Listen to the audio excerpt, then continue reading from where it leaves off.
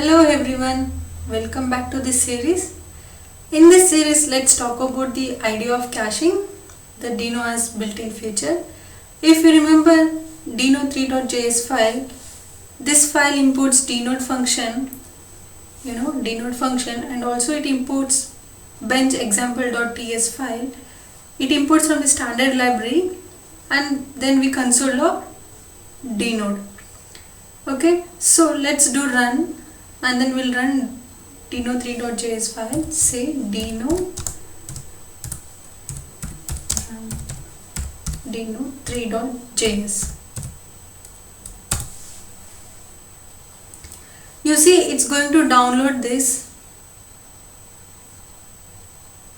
bench example.ts file and then we console deno. The thing is that it being finally downloaded. You see this file has been cached.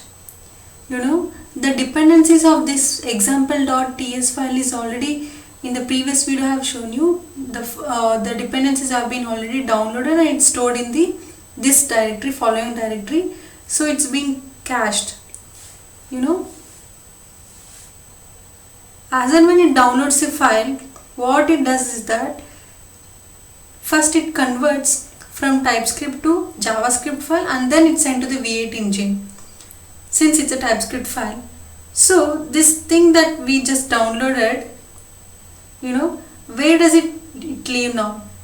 This actually lives on your computer. You see, this is the path where this dependencies of bench.example.ts store. So because I run this script again,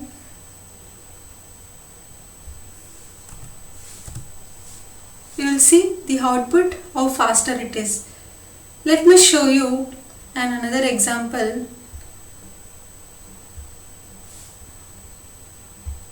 Let me pick out some other example from standard library.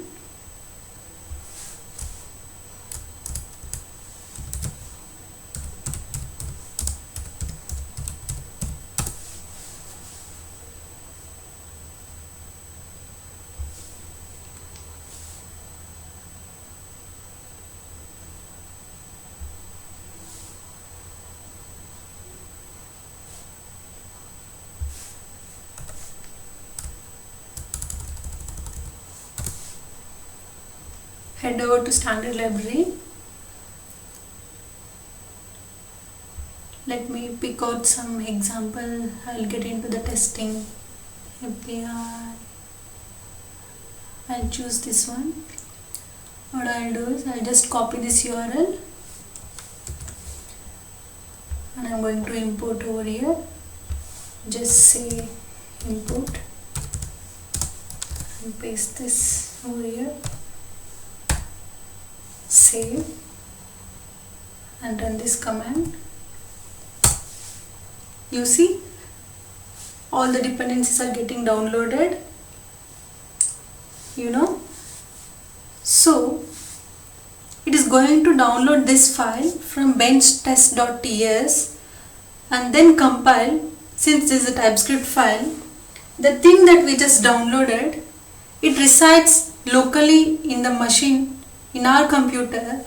So I'll show you an example. I'll run again this command and see. You see, it need not to download again and again from the internet. It actually reloads from our location of the path from this directory. You will see how much faster that was. I didn't actually have to download it all over again, and this is because of Deno's caching. And the caching just means storing some data that we have already seen before. So what Deno does is that it downloads a file, bench.test.ts file, So the next time we need to use it, it does not go over to the internet and have to download it again for us. Instead, it's going to look on our machine and say, oh, we have already this on our caching folder. So if you go to the documentation, if you go to this documentation I'll show you the third party linking code. Dino linking to third party.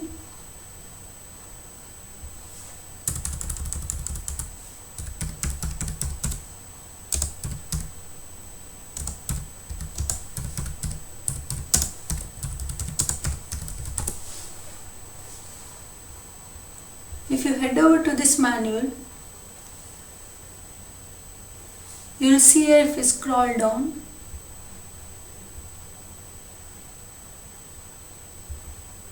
this is the default directory where these dependencies are being stored.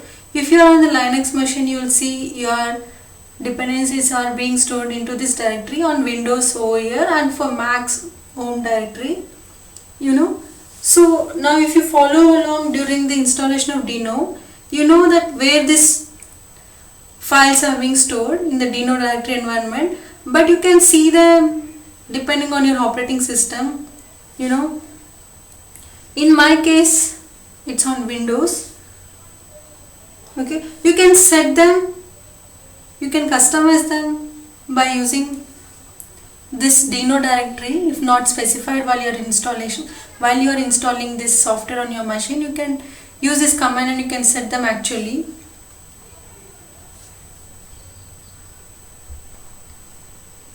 Also, let's say you want to manually reload something, maybe something has changed and you want to still download even though it is in the cache folder. Well, you can just use the reload command. You see here, this is the syntax to reload the file. So what I'll do is, you can run this command, dino cache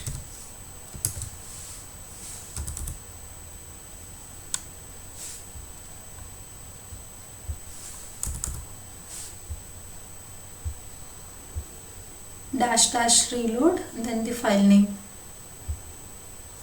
c -- reload, and in my case the file name is dino3.js. hit enter. You see, again it's getting downloaded all the files. It's quite pretty cool stuff, is it?